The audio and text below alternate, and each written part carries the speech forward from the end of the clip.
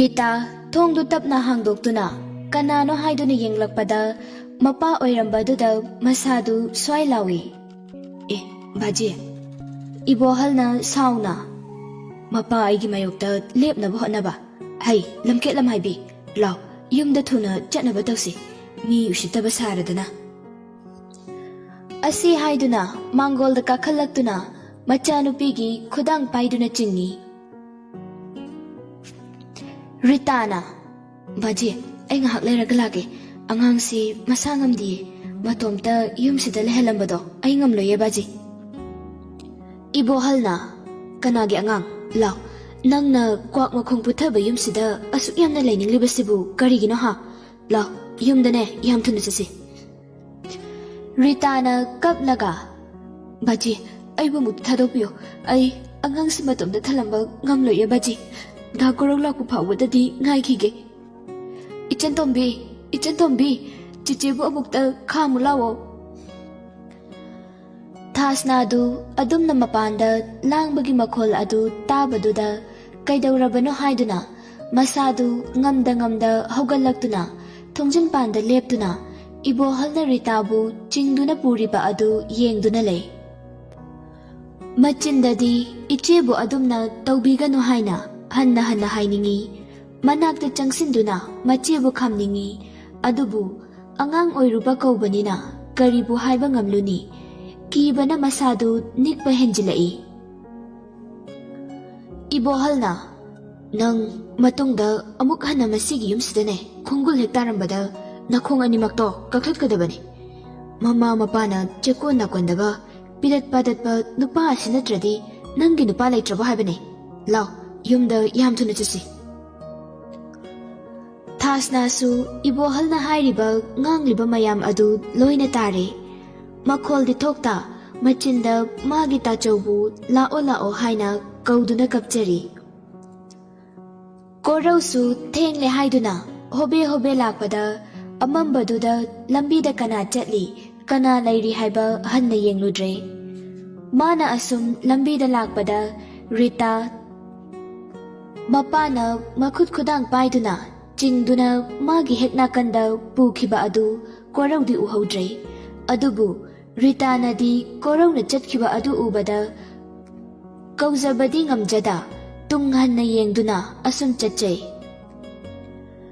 ngaihaki manungda korausu mayum yausilakle konthongdagi machanupibu kauduna changlai mabungi makhol tabaduda Thasna kaplambadu leplaga mapi katu makhutna satchat taithoi aduga nokladuna mapandu chenthorei tacho nangla abo korona tacho lakle ngasidi tacho do khara thengdokre ichen tombe tacho waroganu konang Thasna na waraude da tacho lao imungda changlase korona hoi changlase lao tacho pamge Machandupibu pamkhatpiduna imungda changlakle Korauna Ichintombi nang nasa nungaitabra nasa si sagatpadawna tawine Thasnana kaisum tawdiye tacho ngasaidagine tacho lakpa ngaibo oinane phamungda phaisup chingkhalaga tumlaga laisinbe oirangani Korauna adugi oiramba tare ado nahanba yadeko Ichintombi Hayengdi satin ama ichan tombigi laibiramone nangda tombinauda paisa pirambani tachona laigadawado matamsi pharak ama ita tare ado nangbu najeritana school halakpada lawbiba adum laiba natro Korauna Rita palakpa aduda ngasai ngaihaki mamangda thokiba thagdok adu ningsinglaktuna Thasna du masadu ipa pakhatpagum tawrai Machanupigi nahan kaiga manadaba mataw adu ubada Korauna Ichantombi nangbu kaidawrage nasadubu nahan kaiga iman manade se tachawdane phajana hayuse kaidawrage nangbo Thasna na noklaga ai kaisum tawdeba chiche Ritana ne nungtigi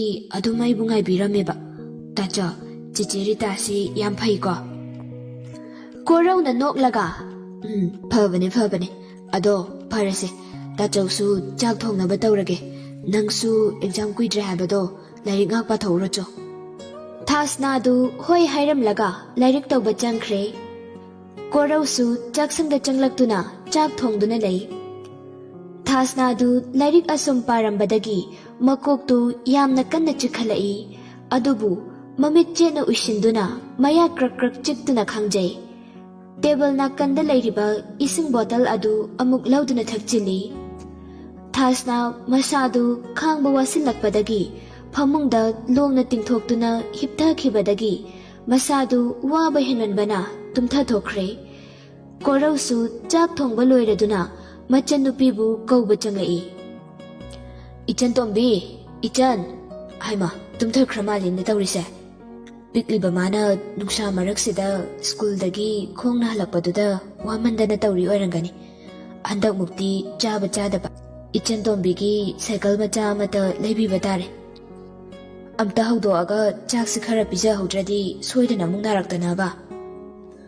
Ichan tombi, se haugolo se. Tachongna ne chak thongba loire. Lao, tachawga punna chawrase. Se haugolo. Numidang chak chadaba tawhaide haibado. Haugulo se. Thasna du mamit ushin na makhut ani du thangalaktuna pambiyu haibagi maongda lei. Korau na noklaga machan nupibu pamkhatpiduna chaksanglomda lakminare. Aduga matambakta phamhanbiraga machan nupibu chak inbiri. Korau na Ichan tombi nangbu cycle thauba haigadro. Thasna na Kahigino tacho nahamukti khara thauba haikibani tachawna tambiri dudi. Korau na nangi cycle macha ama tachawna leibisirana ne khaliba. Nangna school dagi yum phauba khongna dum lakpado waramlani eba. Thasna harauna au leibiyo tachaw. Mabungna thabak subada wai haibadu amuk ningsinglaktuna.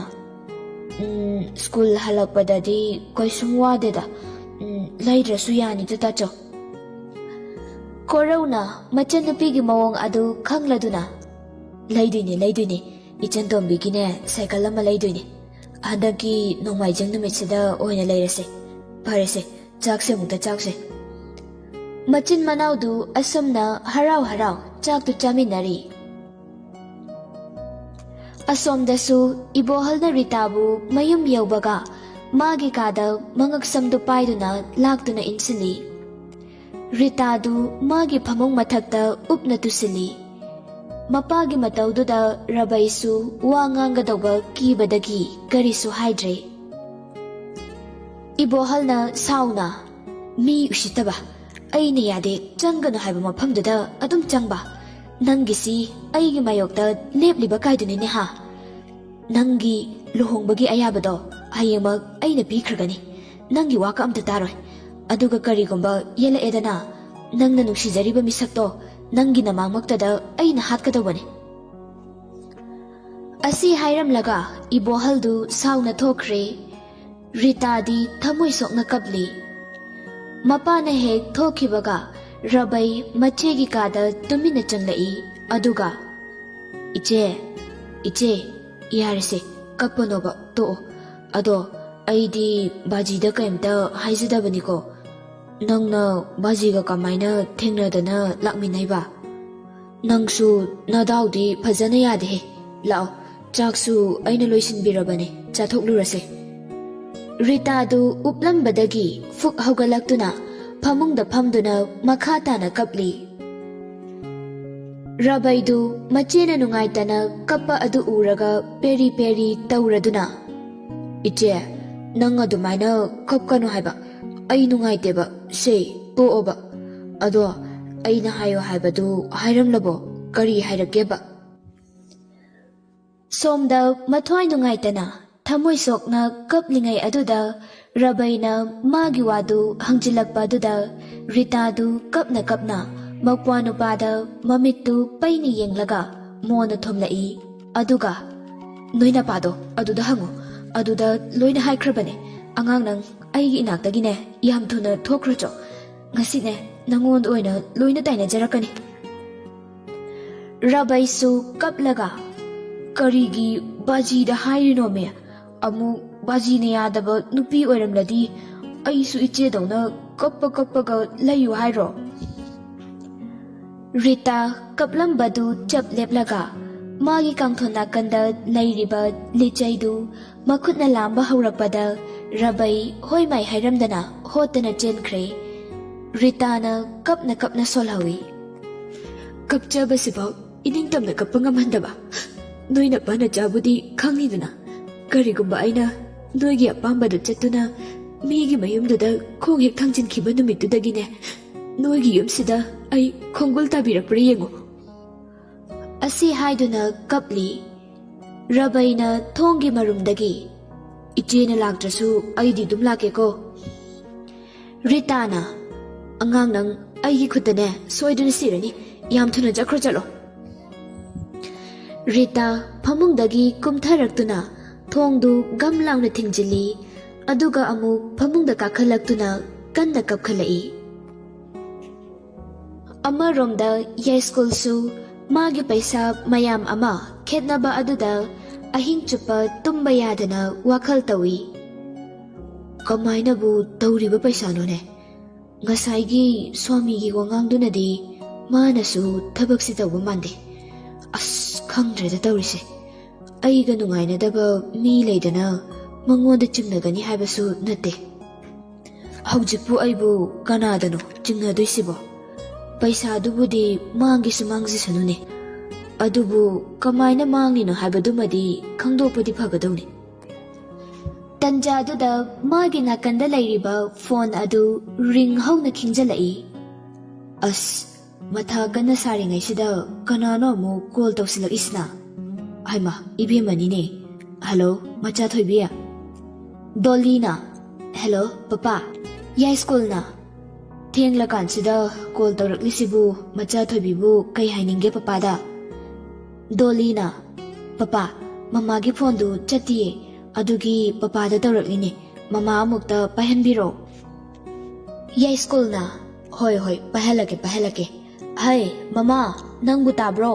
ꯅꯆꯥꯅꯨꯄꯤ phone ꯇꯧꯔꯛꯂꯤꯅꯦ, ꯅꯪꯕꯨ ꯄꯥꯏꯍꯜꯂꯛꯑꯣꯌꯦ, ꯑꯝꯇ ꯄꯥꯏꯔꯨ ꯂꯥꯎꯁꯦ꯫ ꯊꯝꯕꯥꯜ ꯆꯦꯟꯁꯤꯜꯂꯛꯇꯨꯅ ꯀꯗꯥꯏ ꯄꯤꯔꯛꯑꯣ ꯐꯣꯟꯗꯨ ꯁꯤꯗ, ꯏꯆꯥꯒꯤ ꯈꯣꯟꯖꯦꯜ ꯇꯥꯗꯕ ꯀꯨꯏꯔꯦ꯫ ꯊꯝꯕꯥꯜꯅ ꯌꯥꯏꯁ꯭ꯀꯨꯜꯗꯒꯤ ꯐꯣꯟ ꯑꯗꯨ ꯂꯧꯔꯒ ꯏꯆꯥ ꯇꯣꯝꯕꯤ꯫ ꯗꯣꯂꯤꯅ ꯃꯃꯥ ꯊꯦꯡꯀ꯭ꯌꯨ꯫ ꯊꯝꯕꯥꯜꯅ ꯐꯣꯟꯗꯨ ꯃꯄꯨꯔꯣꯏꯕꯒꯤ ꯃꯅꯥꯛꯇꯒꯤ ꯈꯔ ꯆꯠꯊꯣꯛꯂꯒ ꯌꯥꯔꯦ ꯑꯗꯣ ꯅꯪꯕꯨ ꯆꯥꯛꯀ ꯆꯥꯔꯕꯣ? ꯗꯣꯂꯤꯅ ꯆꯥꯔꯦ, ꯑꯗꯣ ꯃꯃꯥ ꯍꯣꯏꯗꯤ ꯆꯥꯔꯕꯣ? ꯊꯝꯕꯥꯜꯅ ꯃꯃꯥ ꯍꯣꯏꯁꯨ ꯆꯥꯔꯦ, ꯑꯗꯣ ꯅꯪꯒꯤ ꯑꯦꯛꯖꯥꯝꯅ ꯀꯌꯥꯝ ꯋꯥꯠꯂꯤꯕ? ꯗꯣꯂꯤꯅ ꯀꯨꯏꯗ꯭ꯔꯦ, ꯑꯩꯁꯨ ꯍꯧꯖꯤꯛ ꯂꯥꯏꯔꯤꯛ ꯄꯥꯔꯝꯂꯤꯅꯦ꯫ ꯊꯝꯕꯥꯜꯅ ꯑꯗꯨꯅꯤꯗꯅ ꯂꯥꯏꯔꯤꯛ ꯄꯥꯒꯗꯧꯕꯅꯤ, ꯍꯟꯗꯛꯃꯨꯛꯇꯤ ꯐꯦꯜ ꯑꯣꯏꯍꯜꯂꯅꯨꯀꯣ꯫ ꯗꯣꯂꯤꯅ ꯍꯩꯃꯥ ꯃꯃꯥ ꯅꯪꯅ ꯍꯥꯏꯔꯤꯗꯨꯕꯨ ꯄꯄꯥ ꯇꯥꯗ꯭ꯔꯣ? ꯊꯝꯕꯥꯜꯅ ꯍꯩ ꯑꯩꯕꯨ ꯑꯄꯪꯕꯤꯔꯅꯤꯍꯦ, ꯅꯄꯥꯗꯤꯅꯦ ꯐꯃꯨꯡꯗ, ꯑꯗꯨꯒ ꯑꯩꯅ ꯃꯄꯥꯟꯗ꯫ ꯗꯣꯂꯤꯅ ꯑꯣ ꯑꯩꯗꯤ ꯄꯄꯥꯒꯤ ꯃꯅꯥꯛꯇꯒꯤ ꯍꯥꯏꯔꯛꯏꯔꯅ ꯄꯥꯈꯠꯂꯨꯔꯦ꯫ ꯐꯔꯦ ꯑꯗꯨꯗꯤ ꯑꯩꯁꯨ ꯂꯥꯏꯔꯤꯛ ꯑꯝꯇ ꯄꯥꯔꯨꯈꯤꯒꯦ, ꯃꯃꯥ ꯐꯣꯟ ꯊꯝꯃꯒꯦꯀꯣ꯫ ꯊꯝꯕꯥꯜꯅ ꯍꯣꯏ ꯄꯥꯖꯧꯔꯣ, ꯊꯝꯃꯣ꯫ ꯗꯣꯂꯤꯅ ꯐꯣꯟ ꯑꯗꯨ ꯀꯛꯈ꯭ꯔꯦ꯫ ꯊꯝꯕꯥꯜꯗꯤ ꯃꯆꯥꯅꯨꯄꯤꯅꯒ ꯂꯥꯏꯔꯤꯛ ꯄꯥꯔꯤ ꯀꯥꯏꯅ ꯍꯥꯏꯔꯛꯄ ꯑꯗꯨꯗ ꯍꯔꯥꯎ ꯃꯄꯨꯔꯣꯏꯕꯒꯤ ꯃꯅꯥꯛꯇ ꯆꯪꯂꯛꯇꯨꯅ ꯐꯣꯟꯗꯨ ꯃꯄꯨꯔꯣꯏꯕꯗ ꯄꯤ꯫ ꯌꯥꯏꯁ꯭ꯀꯨꯜꯅ ꯀꯔꯤꯅꯣ ꯅꯪꯅ ꯑꯃꯨꯛ ꯑꯉꯥꯎꯕꯤꯗꯧꯅ ꯅꯣꯛꯐꯦꯠꯀ ꯇꯧꯔꯒ ꯆꯪꯉꯛꯏꯗꯨꯅ? ꯊꯝꯕꯥꯜꯅ ꯅꯣꯛꯇ꯭ꯔꯗꯤ ꯀꯩꯅꯣ, ꯏꯆꯥ ꯇꯣꯝꯕꯤꯅꯅꯦ ꯂꯥꯏꯔꯤꯛ ꯄꯥꯔꯤ ꯀꯥꯏꯅ ꯍꯥꯏꯔꯛꯂꯤꯅꯦ꯫ ꯌꯥꯏꯁ꯭ꯀꯨꯜꯅ ꯀꯔꯤꯅꯣ ꯅꯪꯕꯣ, ꯅꯍꯥꯟꯒꯩ ꯑꯃꯨꯛꯇ ꯍꯥꯏꯔꯛꯇꯕ꯭ꯔꯅꯦ? ꯅꯆꯥꯅꯨꯄꯤꯅ ꯂꯥꯏꯔꯤꯛ ꯄꯥꯏꯀ ꯍꯥꯏꯕꯁꯤꯗ ꯉꯁꯤꯅ ꯑꯍꯥꯟꯕ꯭ꯔꯕ? ꯌꯥꯝ ꯇꯥꯡꯅ ꯇꯥꯕ ꯄꯥꯎꯁꯤ ꯃꯉꯥꯏ, ꯅꯆꯥꯅꯨꯄꯤꯅ ꯃꯣꯏꯒꯤ ꯀꯣꯂꯦꯖꯇꯨꯒꯤ ꯁꯤꯃꯤꯁꯇꯔ ꯈꯨꯗꯤꯡꯒꯤ ꯐꯥꯔꯁ ꯑꯗꯨꯝ ꯇꯥꯏ ꯍꯥꯏꯗꯥꯏꯅꯦ? ꯊꯝꯕꯥꯜꯅ ꯑꯧ ꯇꯥꯏꯌꯦ, ꯃꯥꯅ ꯑꯗꯨꯝ ꯐꯥꯔꯁ ꯇꯥꯔꯤꯅꯤ, ꯑꯗꯨ ꯈꯪꯗꯦ ꯉꯁꯤꯗꯤꯅꯦ ꯌꯥꯝ ꯍꯔꯥꯎꯋꯦ꯫ ꯌꯥꯏꯁ꯭ꯀꯨꯜꯅ ꯊꯤꯗ ꯃꯁꯤꯒꯤ ꯅꯨꯄꯤꯁꯤꯗꯤ꯫ ꯑꯁꯣꯝꯗꯗꯤ ꯃꯃꯥꯗ ꯂꯥꯏꯔꯤꯛ ꯄꯥꯔꯤ ꯍꯥꯏꯗꯨꯅ ꯐꯣꯟꯗꯨ ꯍꯦꯛ ꯀꯛꯈꯤꯕꯒ ꯗꯣꯂꯤꯗꯤ ꯃꯃꯥꯟꯅꯕꯤ ꯑꯍꯨꯝꯗꯨꯒ ꯃꯥꯒꯤ ꯔꯨꯝ ꯑꯗꯨꯗ disco ꯂꯥꯏꯠꯀ ꯊꯥꯜꯂꯒ isai hauna thaduna kanna nikhairi dance tawri. Dolina, naktombi, pek macha amataga haijila udana, natomta sum khai dana thaklayidubu, nangi thamoidubu khara khajikan manro. Naktombi na makhon katu phairi. Ahirakeda, noidi ngasai ayukso mayam paisin khibaduda thakninga moidrana tawbane. Pilluna, yare, amukhai dana leitrasune round ama sat haijilo. Malemna, ado aikhoigi ngasigi party se video namlaga social media da upload tawkhisira viral di thuna chatni se. Dolina, no, madu yade. Aikhoidi yam ingna ngaujabi ngaktani aduna viral oibisingi marakta yawhanba yade khangedana. Nautombina beer du glass pick thanba pek ama doli da lansili. Dolina makut ani katu tingthoklaga glass tu lawraga one shot ta loisili. Kadaino ngasai leirakhiba pok atawbadudi. Pilluna se isida leire. Piece amadagi hena paikhinuko one shot one piece. Dolina noklaga ho aisu khangjaye manabi. Asumna makoi maridu mayum thadoktuna miramda lairik tamba laklaga numit khudingi adumna ngausinaduna lairakliba numit masingsi yamsilakle. Makoi marina phana ngausinnarabasu nupa nahagi wakhaldi makhoigi mafamdagi yamna lapna leihali. Maridu ngasidi phajana ngauba haibadu oire. Nahankhai mamangda adumna amukta ngaukhidabani. Phamung amakhaktuda makhoi marimak longna parengsana taduna lei. Dolina, aikhoi marisibu handaki exam sina kamaina tawse haibano. Aidi mamada handakti lairika kana parena haijinkre. Pilluna mamit katu uirum tawraga nokhi. Nangdi lairik pari khaktang haiba. Aidi loire. College of Lyrasu library da adum lay. Imanabika amda pundre. Oja singnasu lairik haiman bagine masak khangbire kaina haijilibane. Makhoi marimak harauna wawa noktuna awaba karino haiba khangdana nungaina leithoi.